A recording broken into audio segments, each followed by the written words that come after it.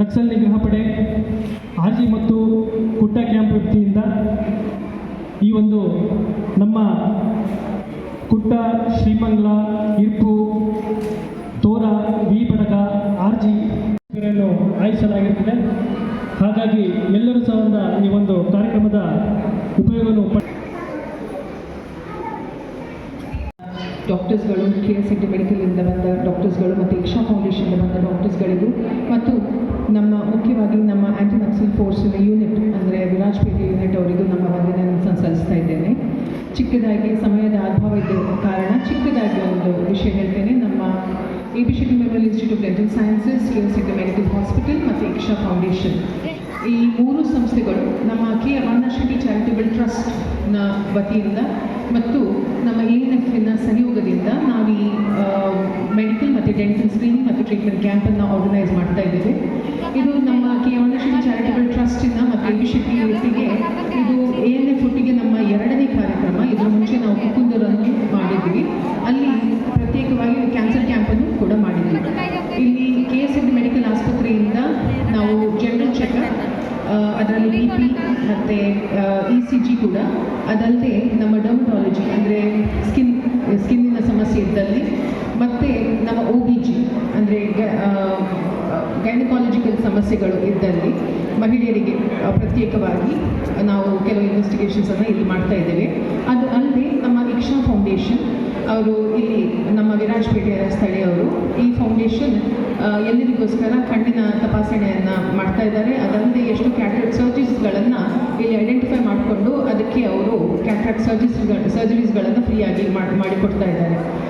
ಅವರ ಸಹಯೋಗ ಇಲ್ಲದಿದ್ದರೆ ಅಂದರೆ KSMT ಮೆಡಿಕಲ್ ಆಸ್ಪತ್ರೆ ಆಗಲಿ, ABCD ಆಗಲಿ, ಇಲ್ಲದಿದ್ದರೆ ಇಕ್ಷಾ ಫೌಂಡೇಶನ್ ಅವರ ಸಹಯೋಗದಿಂದಾಗಲಿ ಈ ಕ್ಯಾಂಪನ್ನು ನಾವು ಇಲ್ಲಿಯ ಬೇರೆ ಬೇರೆ ಜನಾಂಗಗಳಿಗೆ ಯಾವ ಆ್ಯಂಟಿ ನಕ್ಸಲ್ ಫೋರ್ಸ್ ಅವರು ಕೆಲಸ ಮಾಡ್ತಾ ಇದ್ದಾರೆ ಆ ಜನಾಂಗಗಳಿಗೆ ನಾವು ಕೊಡ್ತಾ ಇದ್ದೇವೆ.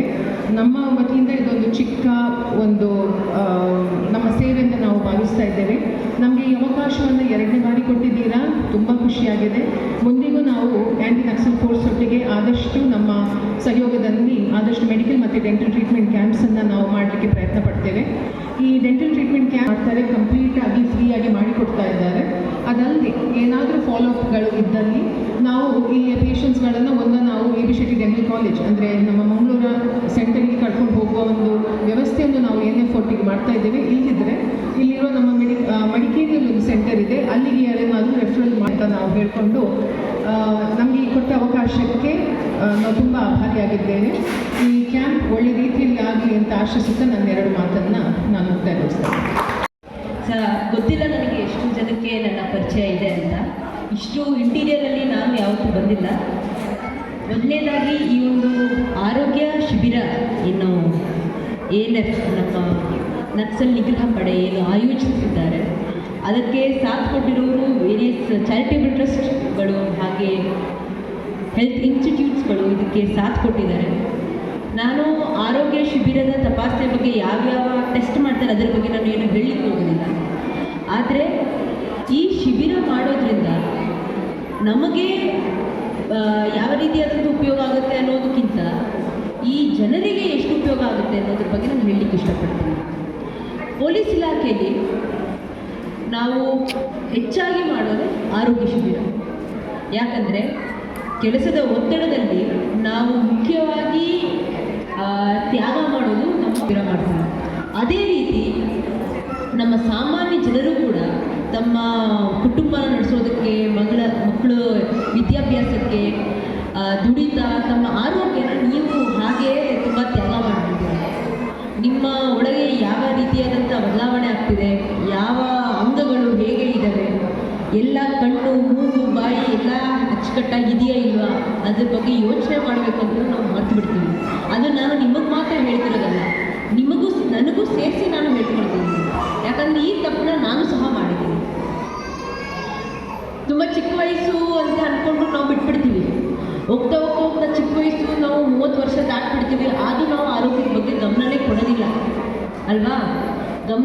ನಮಗೆ ಡಯಾಬಿಟಿಸ್ ಇದೆ ಅಂತಲೂ ಗೊತ್ತಾಗಲ್ಲ, ಬೇರೆ ರೀತಿಯಾದಂಥ ಹಾರ್ಮೋನಲ್ ಡಿಸ್ಬ್ಯಾಲೆನ್ಸ್ ಇದೆ ಅಂತಲೂ ಗೊತ್ತಾಗಲ್ಲ, ಕಣ್ಣು ಕಿವಿ ಸರಿಯಾಗಿಲ್ಲ ಅನ್ನೋದು ಗೊತ್ತಿದ್ರೂ ನಾವು ಅದನ್ನು ಹೋಗಲಿ ಬಿಡು, ಇವತ್ತಿರುತ್ತೆ ನಾಳೆ ಹೋಗುತ್ತೆ ಅನ್ನೋ ಒಂದು ಮನೋಭಾವನ ಬೆಳೆಸ್ಕೊಂಡ್ಬಿಡ್ತೀವಿ ಆ್ಯಂಡ್ ಬೆಳೆಸ್ಕೊಂಡಿದ್ದೀರಾ ಎಲ್ಲರೂ ಕೂಡ.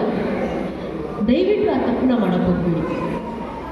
ಒಂಚೂರು ಎಲ್ಲೋ ಏರುಪೇರು ಆಗ್ತಿದೆ ಅಂದಾಗ ಅಥವಾ ಈ ಥರ ಯಾವುದಾದ್ರೂ ಒಂದು ಶಿಬಿರ ಮಾಡಿದ್ದಾರೆ ಅಂತ ಗೊತ್ತಾಗ ಸ್ವಲ್ಪ ಒನ್ ಅವರ್ 1 ಗಂಟೆ ನಿಮಗಂತ ಅಂದ್ಕೊಂಡು ಒಂದು ಚೆಕಪ್ ಮಾಡಿಸಿ.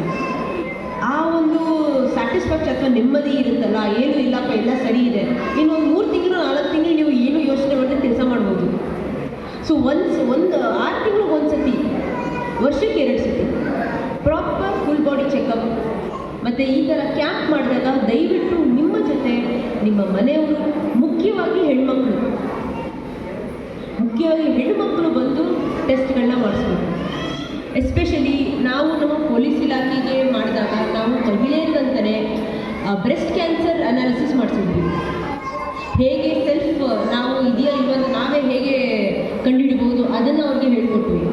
ಯಾಕಂದರೆ ಯಾವಾಗಲೂ ಎಲ್ಲ ಕಡೆಯೂ ಎಲ್ಲ ರೀತಿಯಾದಂಥ ವ್ಯವಸ್ಥೆ ಇರುತ್ತಂತ ಗೊತ್ತಾಗೋದಿಲ್ಲ.